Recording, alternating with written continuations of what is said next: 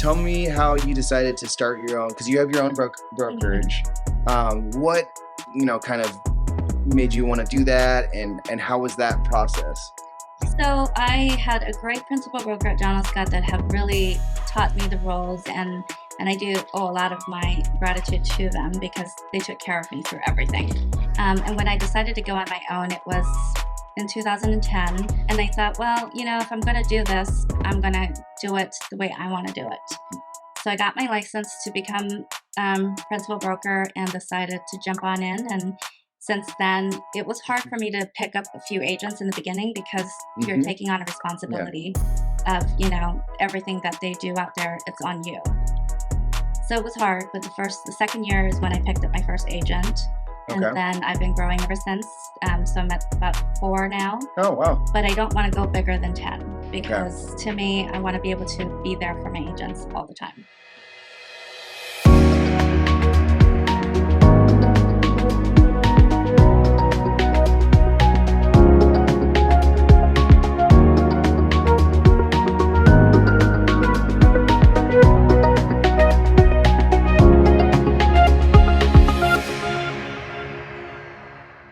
Hey everyone, thanks for tuning in to episode 17 of the Realized Gains podcast. I'm your co-host, Jordan Lee. I'm a mortgage professional licensed in 12 states, based here in Portland, Oregon, and I invest in single-family homes. Yeah, and I am Stephen Tran, your co-host. I am a realtor in the state of Oregon, and I'm a multifamily investor. And we're really excited today to introduce you to Lisa Nishioka.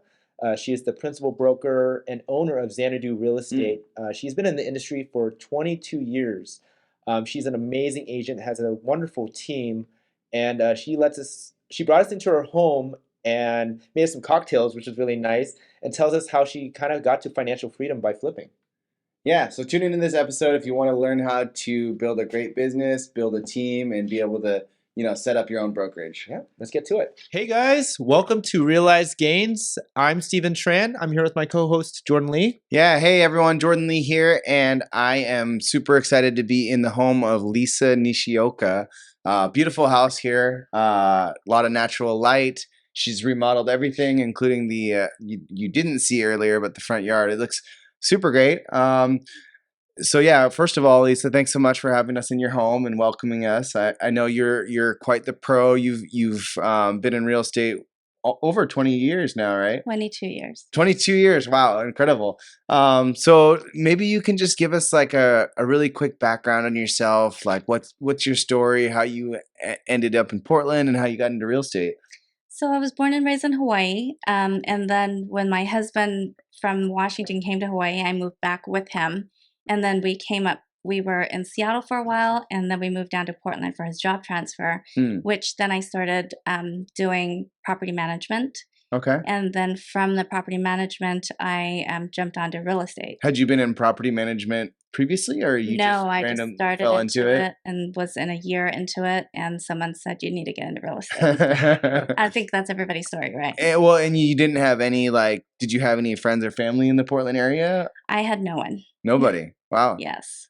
So it was just me, my husband, and our oldest son at the time. Okay. And so what year was this that you got in? So we moved here about 1998. Okay. And then I got into property management 98, 99, and then 2000 I went into real estate. And what was the market like then? It was crazy.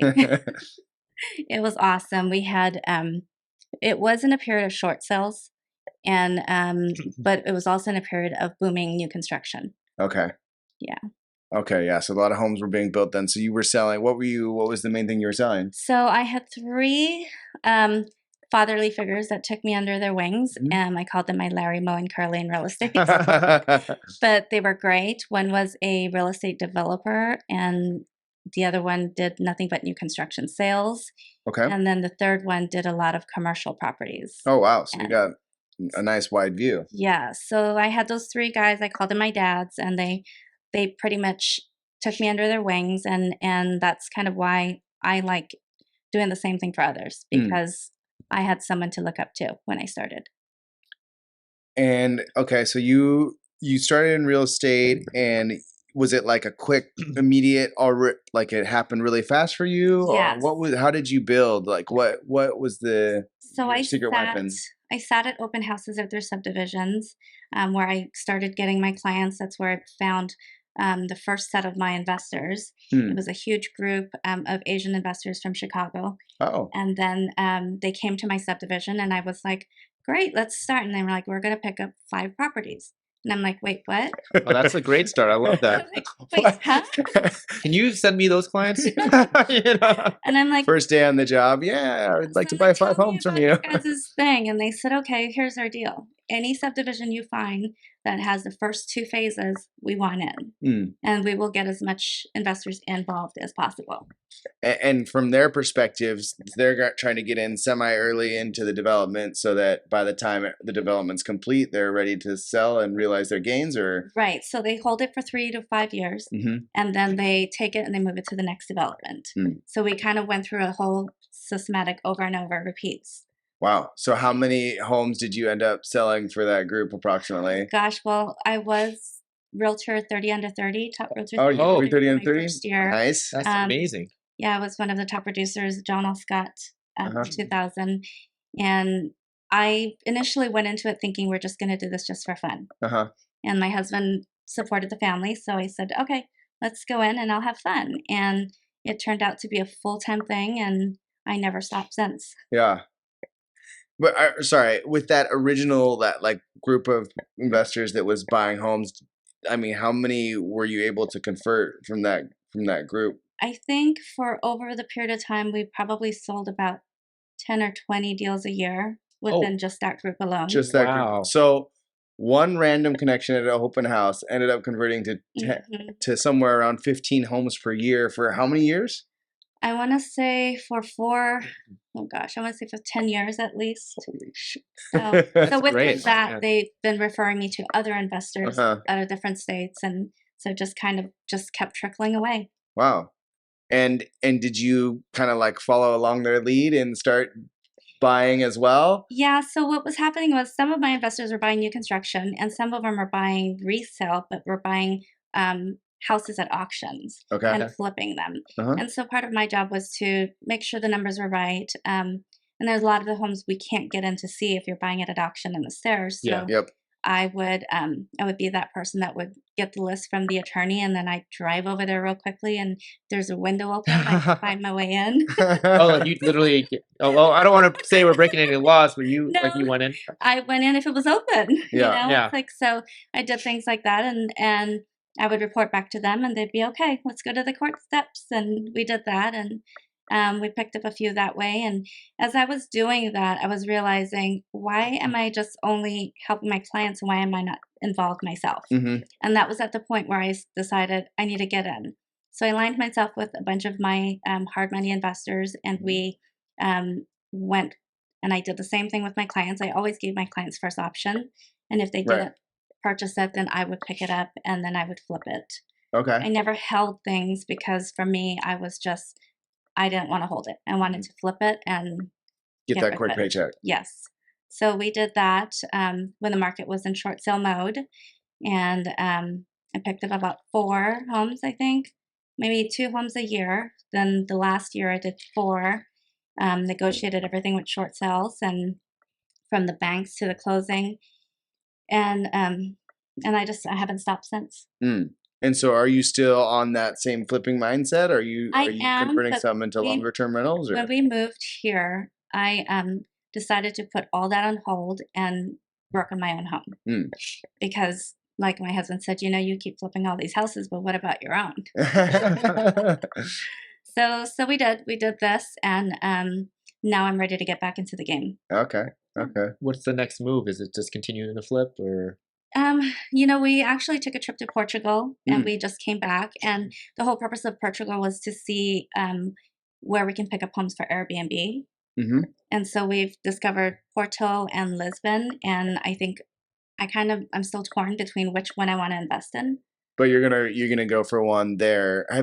Is Portugal like a reoccurring theme for you guys, or is it's the first time? It's the first time, so I have Portuguese in my nationality. Okay. So for me, it was more of a treat to find out more about family history Mm-hmm. there. And since we've seen all of that, I thought, well, we could get an Airbnb here and maybe continue to grow it and eventually retire here. Yeah, I was gonna say I watch a lot of fire people, and they all tend to like retire in Portugal because of the quality of life, the price, and everything. Like it's an amazing The place to cost of retire. living is insanely inexpensive. Yeah. It's like you can live there for $1,000 a month, and that includes your housing, everything. Really?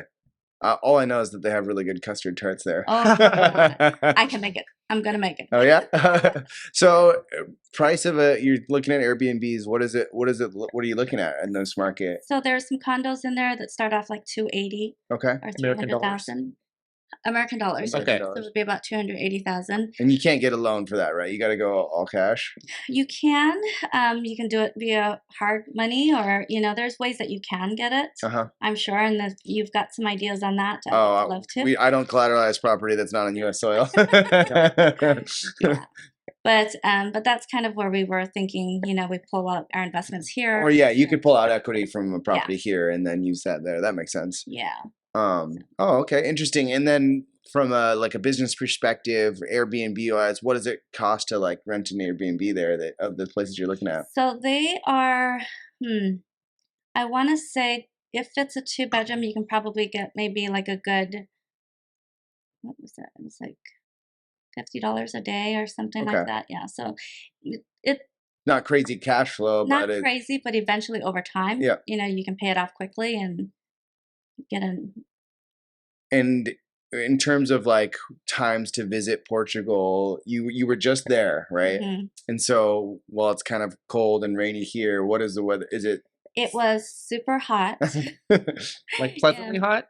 Or it was like 67, 70, but it was humid. That's perfect. Oh, but it's humid. Okay. And so the humidity was worse than the actual weather. Okay. So it said it was going to rain there the entire time we were there, but it did not rain. It rained when we were asleep. And then when we woke up, we had a great trip.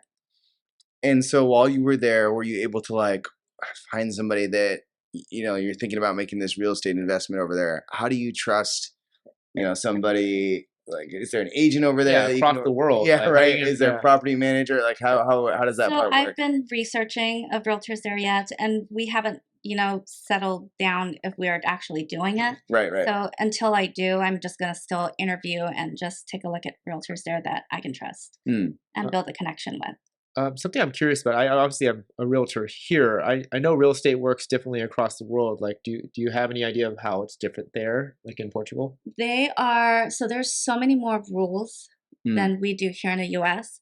And I guess you have to apply for some kind of what did they say? An Airbnb license, but it takes a lot of time. It could take about 6 months to get that thing to get approved. Okay. But once you get in there, then it'll be easier to just keep adding to your portfolio. Okay. And I mean, so this is your first foray into at least thinking about short-term rental.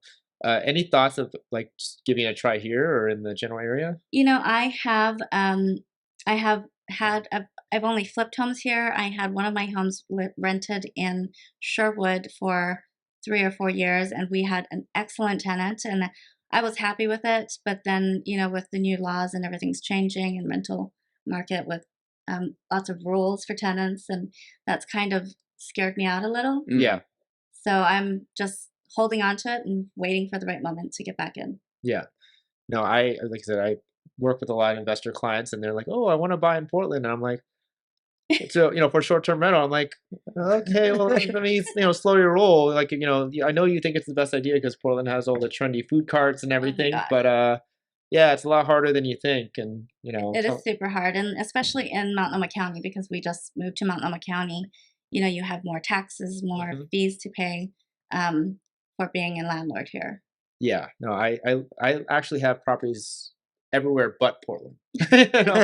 Troutdale, Vancouver, Hillsborough, Beaverton, but I didn't expect to buy in Multnomah County, and we were looking at Washington County, kind of close to the border, but we saw this and fell in love with it. And of course, when realtors come to visit me, they say, "Hi, Multnomah County." That's funny. Yes.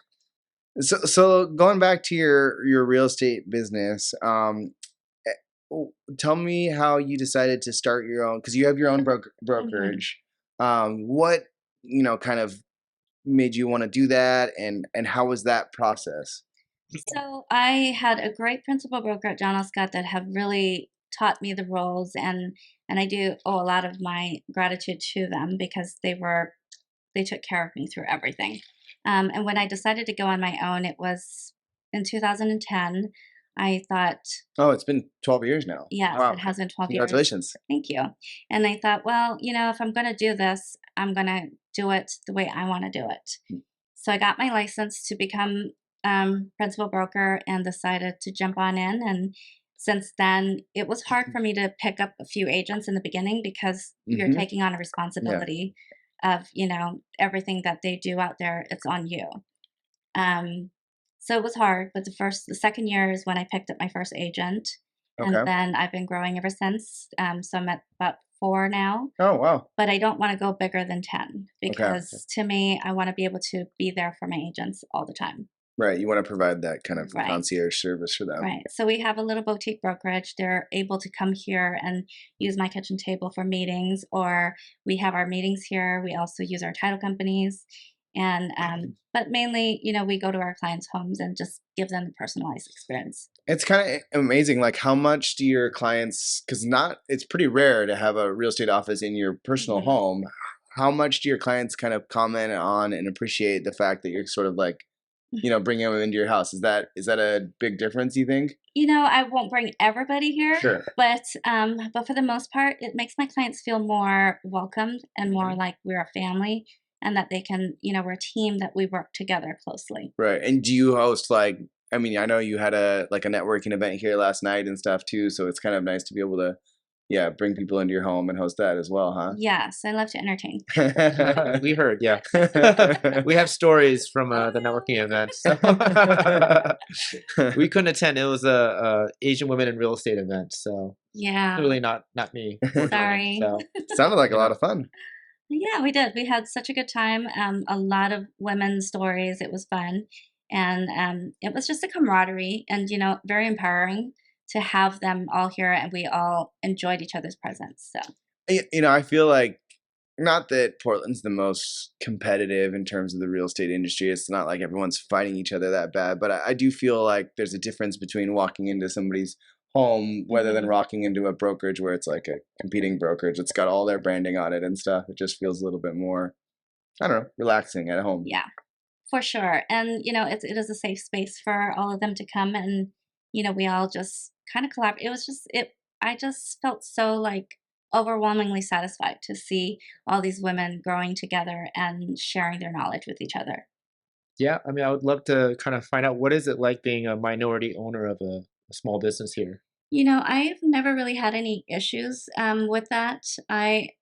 I don't see it happening in my world, in my family, but I do see it amongst other people struggling with that. And I'm always there to consult with them and be there for them. And so I've never had any issues with any of that.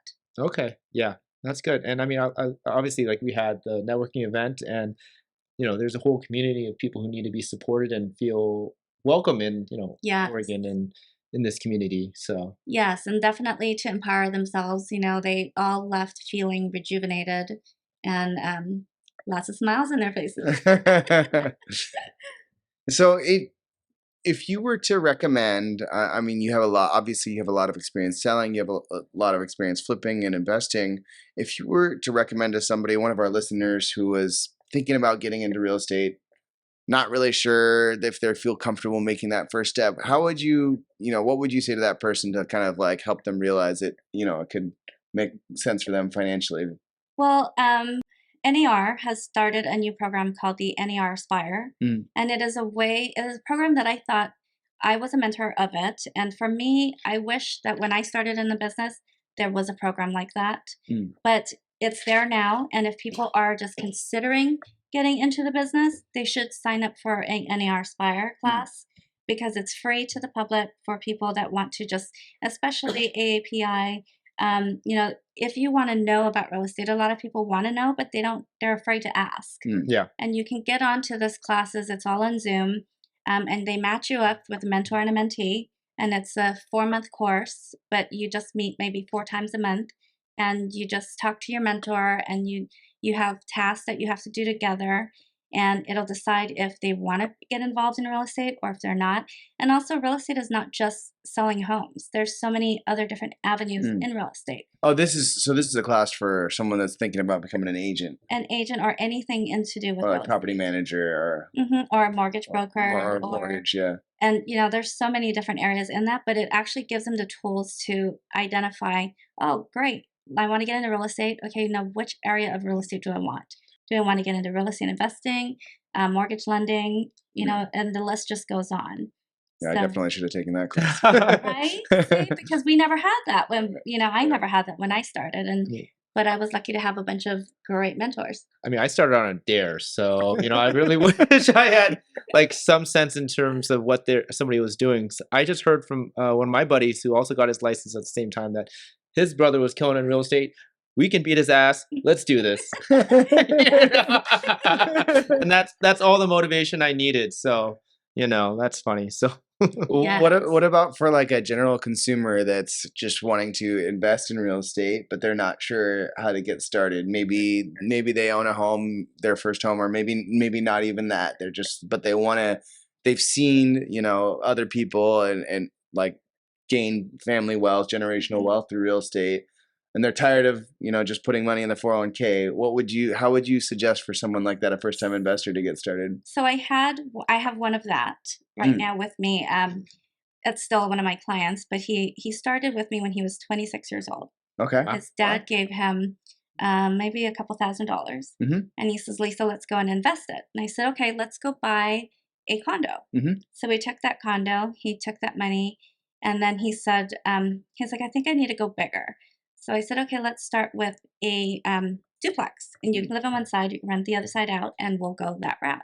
So we did it in baby steps, and he says, what are you doing? I said, it's called house hacking. Have you heard of that? Love it. Oh. So after 2 years into it, he rented out both of them, and then he jumped on, and today he is about 36 years old, and he has about 42 properties around. Holy cow. So he does not work. That's his job. That's his full-time job now. Yeah. And he called me 2 years He's 36 and 36. he's done. Yes. And he called me 2 years ago and he says, Lisa, I'm bored. Can I come work for you? And I'm like, no. I'm like, no. You just keep buying properties for me. So he never became a realtor? Or? He never became a realtor. Okay. What was his W-2 job at the time? He was an engineer. Okay. Yeah. If I was going to tell anybody the best way to start in investing is become an engineer first. Exactly. Yeah. Get a big old salary and that will help out a lot. Exactly. No, I love that you emphasize house hacking. I think that's probably one of the best ways to get started. That's how I got started in investing. That's how I got started. Yeah, I got a fourplex. And people don't know, like you can, well, I don't know about now, but when I bought it in 2019, my first property, like it's like, oh, I can buy a fourplex just like a regular house. I think that's a huge step for a lot of people to think. And yeah, you might not certain markets, you definitely still can. Yeah, definitely. I mean, obviously, you might have a quote unquote downgrade in terms of living quality. You're not going to be living in a full on house, but if you can make that sacrifice, within a year, if you're ready to move on, you have in a fourplex, you have 4 sets of income coming in after that. Yeah, or like in Lisa's example, even with a duplex, like enough to offset your mortgage so you can keep saving for the next place. And really, if you start when you're 26, right, it's just you can't fail, really. Well, it's so much better because like when you're 36 and you have a few kids, are you gonna want to go move into a duplex or quadplex? No. Yeah. Right. And he probably might see this video, but if he doesn't, it was funny because he even called me to say, I'm going to get married. Do you think this is a good move or do you think I should go more and flip more houses? Married or flip houses? I'm like, I think it's time for you to settle down. He's very focused on his system, right? Yeah. Does he have a partner he wants to get married to, or is he just asking between the two? He has a partner. But I told her, I said, Courtney, if you guys do this, we're going to have to slow down on this investing thing with him. And she's like, okay. So now they have 2 beautiful children and they're happy with all their investments. Wow, yeah, that's a great success story. Yeah. Yeah. Yeah, I mean, like I said, house hacking for me was like my life changer. Yeah. It helped me get out of my career Right. to get a job that makes me work 100 hours now. You know? Yeah. Well, the other thing too that we were doing, like when my kids were in college Mm. down at Oregon State, they our friend had a duplex. Oh, And nice. so right outside of the college campus. Mm-hmm. And so we rented one side of it with 3 boys, the other side of it was 3 girls. Oh, Okay. nice. And so when she was done with it, then we went on in and said, "Okay, everybody gets to pay rent except for Christian." And then after it was done, then it sold and Okay, so you owned it while your kids were yeah, there and then sold it afterwards. yeah. Nice. You know, I have a family member that did that, and I thought it was so smart because all 3 of their kids went to the same college, Mhm. and you know, they all were managing the home, Mhm. so the parents were able to pay the kid into their IRA or their 401k as because they were an employee, right? They were Mhm. managing the home that they had, and then of course, yeah, they sold it afterwards for a big Yeah, I profit. think that's a smart thing for parents of college kids to get into because, you can have your children there at school and not pay a dime in rent, Right. but make equity off of your properties. Yeah, super super smart, and you can buy it as well. Maybe a duplex you can't buy it as a second home, but if it's a single Right. family, yeah, you can buy it as a second home instead of a investment property too. The Which only is super downfall nice. is you don't know what the college kid's going to do to your house, right? Oh yeah, I mean, you said you had 3 boys and 3 girls on each side. Wonder which side did better. Yeah. Yeah. And how much partying was going on there, I think after they all vacated it, it wasn't too bad. Wasn't too bad. No, it wasn't too bad at all. So it was the fear of it going through it, just Hmm. thinking in your head, Project X, kids, college, what? Right, right. Huh. That's a great move. Nice. Yeah. So what in the in so you've set up your brokerage, you've had your successful real estate career, you've had your successful real estate brokerage business. What is your kind of your next 5-year plan? My next 5-year plan is more to educate. I mean, we have a lot of people in our industry that needs help Hmm. and needs to learn more things, and our job is to educate our consumers, and not only our consumers but our peers, Hmm. and work together. And it's like, just because you're with one company and you're with another company doesn't mean we can't be friends and collaborate, because there is enough real estate to go around for everyone. Mm. So learning together, just keeping it positive, and networking, that kind of thing. So for me, I'm looking at exiting real estate, eventually retiring. Hmm. Yeah. So for me, it's just, okay, let's just continue to flipping. I mean, I think our market, where it's going, we may end up being back into that kind of realm of it, in short sales, and courthouse steps. And Yeah. with the knowledge that I have from working with short sales and negotiating with the banks,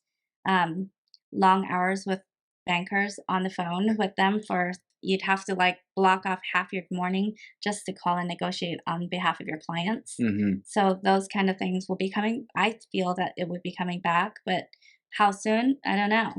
Yeah. Fine, yeah. I mean, like with a lot of us new agents, like I'm a new agent, like the only world we know is like, okay, so it's 500,000. So you want me to offer 600,000?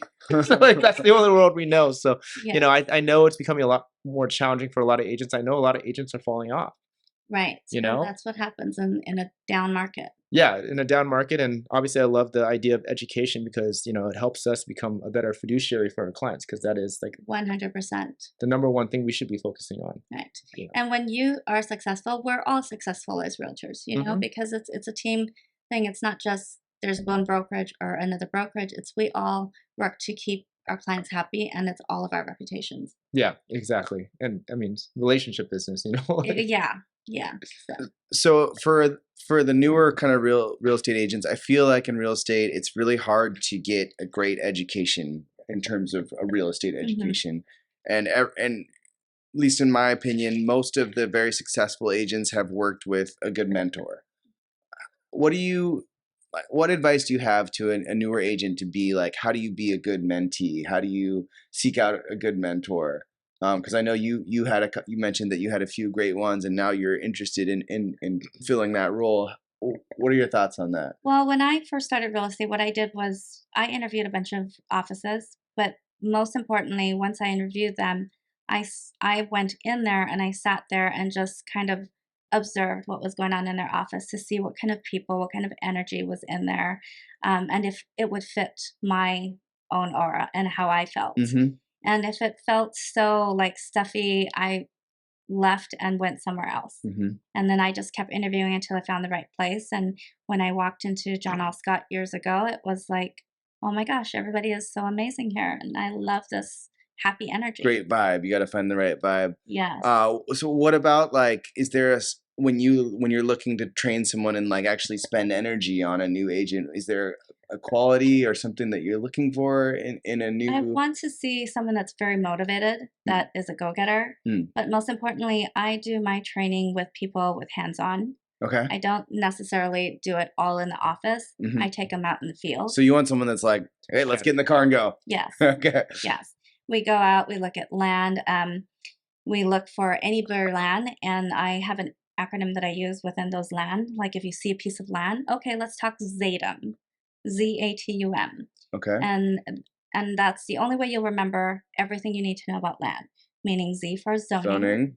U for utility. Oh, I'm sorry. A for accessibility. Okay, got it. T for topography. U for utilities. And M for marketability. Oh. So if you can answer all those questions within a piece of land, then you know that it's a good one.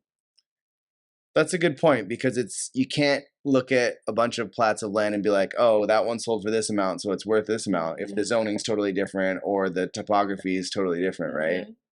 So you have to be able to. Or where's the utilities coming Or from? yeah, if it has. Is there any services or access to utilities? Is it coming from the street? Do we have to drill another well?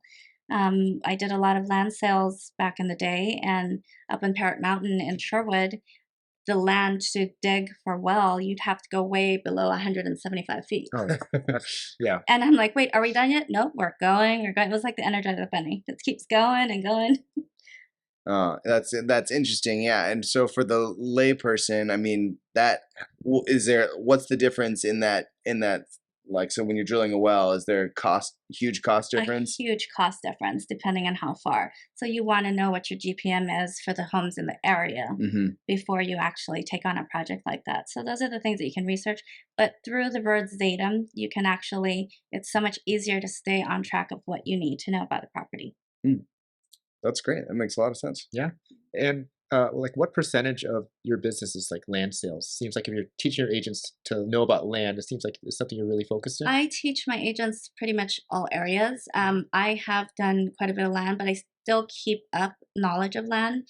I have clients that have land, but they're holding on to it.